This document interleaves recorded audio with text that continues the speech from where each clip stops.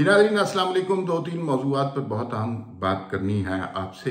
पहली बात तो ये है कि कल चूँकि वो नाअहली का हंगामा था और जो है उसमें बहुत सारी बातें रह भी गई। पाकिस्तान ग्रे लिस्ट से निकल आया फैटफ की। ये बहुत सारे लोगों को इदराक नहीं है। इतनी बड़ी कामयाबी है पाकिस्तान के लिए, इतनी बड़ी अचीवमेंट है कि आने वाली नस्लें इसकी शुक्रगुजार होंगी। ये कोई आसान टास्क नहीं था, ये बहुत डिफ़िकल्ट टास्क था। ये टास्क कैसे हुआ और कितना अरसा पाकिस्तान इस लिस्ट में रहा। 2015 के बाद से हम पे वो एक ख़ास अजाब सा आया हुआ था। इंटरनेशनल कुव्वतें हमारे खिलाफ हुई थी, भारतीय लॉबी इसमें बहुत ज़्यादा रोल प्ले कर रही थी, लेकिन अल्लाह का करना ऐसा हुआ। अल्लाह का शुक्र है कि पाकिस्तान उस ग्रे लिस्ट से निकल आया, जो कि बहुत बड़ी अचीवमेंट है। अब रौला पड़ा हुआ सारा क्रेडिट का। कोई कहता है मेरी वजह से हुआ, कोई कहता है मेरी वजह से हुआ। इमरान खान के उज़रा ये क्रेडिट ले रहे हैं कि ये हमाद अजहर की शबाना रूस कोशिशों की वजह से हुआ। तो हमाद अजहर की कोशिशों से जो कुछ हुआ वो तोशा खाना हो सकता है, FATF नहीं हो सकता। इसके पीछे किसकी कोशिश शामिल थी और इसका इम्पैक्ट पाकिस्तान पर क्या होगा, इसके हवाले से कुछ बात करेंगे। दूसरी बात यह है कि इमरान खान साहब चले गए हैं हस्ब तवक्को इस्लामाबाद हाई कोर्ट, और उन्होंने कहा है जी कि जनाब ये किसकी जुर्रत है कि मुझे तोशा खाना में नाअहल कर दे। चलें जी, बैठे फ़ौरन अदालत लगाएं, मुझे मेरी नाअहली ख़त्म करें।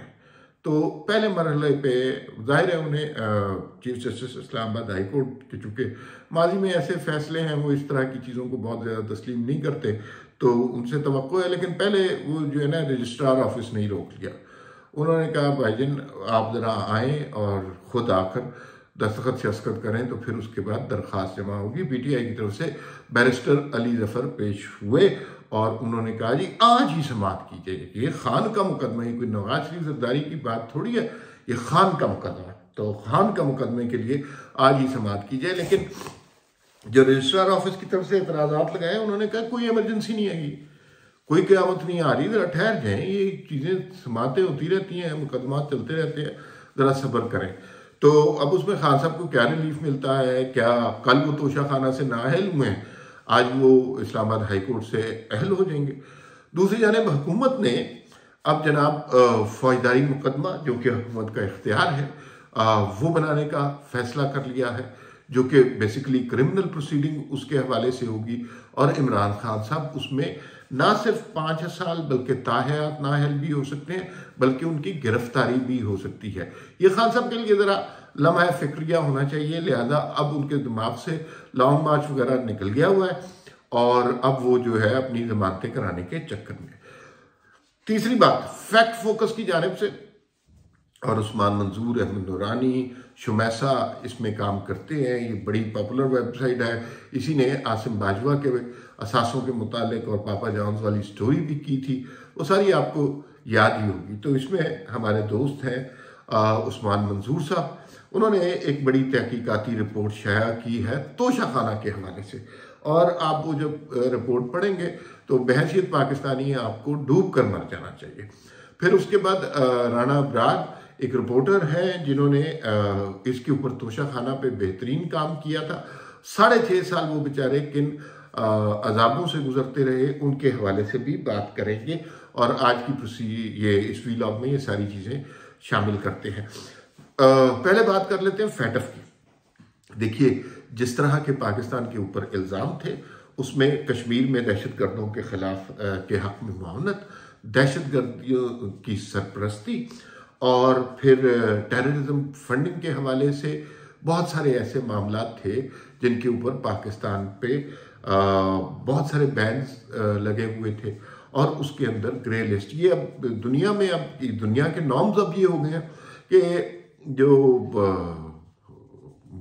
बड़े ममालिक हैं उन्होंने छोटे ममालिक को काबू में रखने के लिए फैटफ का एक इदारा तश्कील दिया है, जो बुनियादी तौर पर लोगों को अपनी मर्जी के काम करने से रोकता है।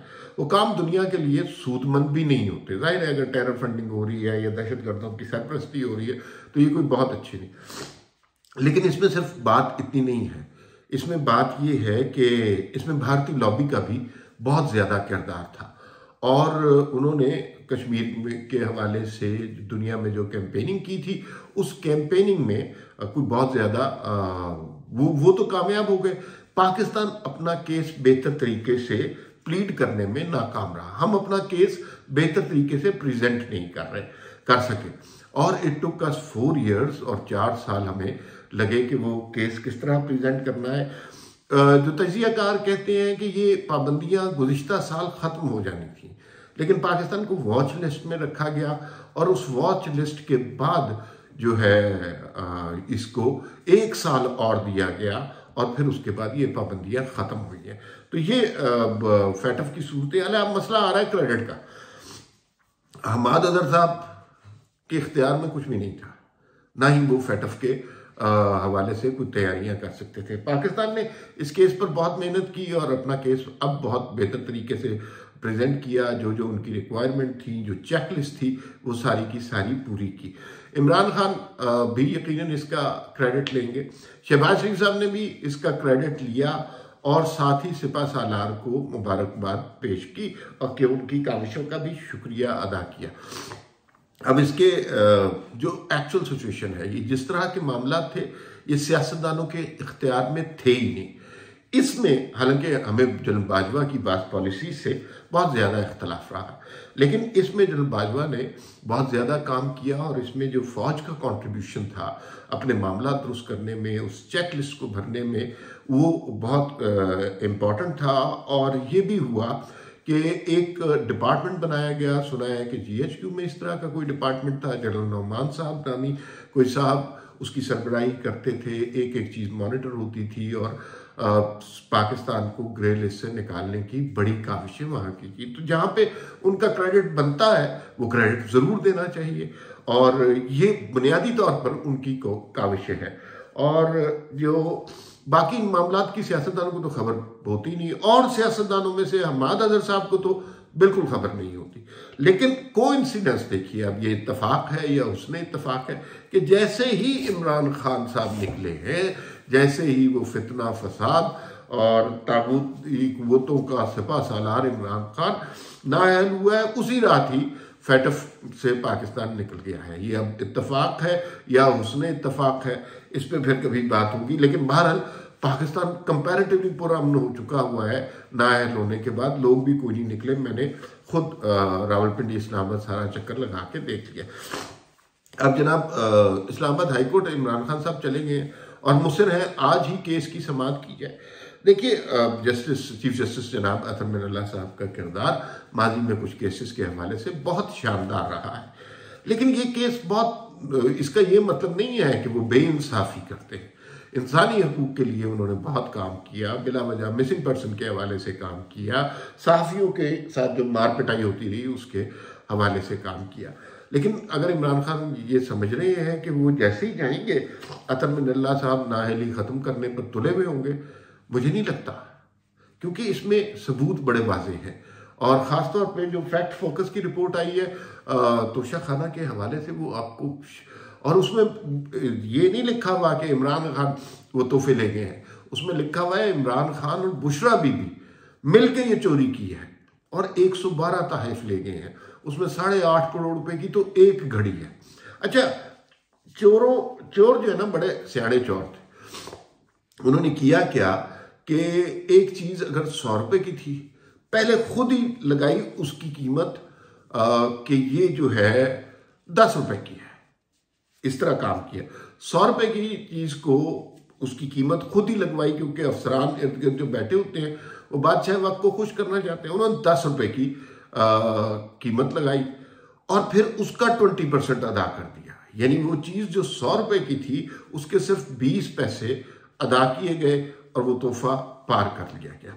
ये जो अभी आप अमाउंट सुन रहे हैं कि 54 करोड़ रुपए के मामलात हैं, ये इससे ज़्यादा, ये वो मामलात हैं जो इनकी लगाई हुई कीमतें हैं, उनकी एक्चुअल वैल्यू पता नहीं क्या है। शाही ख़ानदान, जाहिर है अगर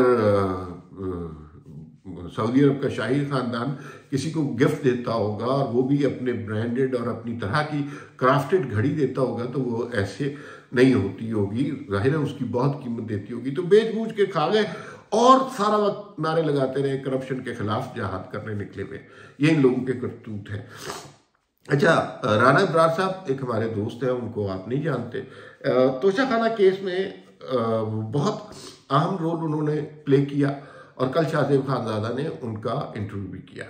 ये तोशाखाना वाला केस स्टार्ट उन्होंने किया और बहुत बरस उनको लगे।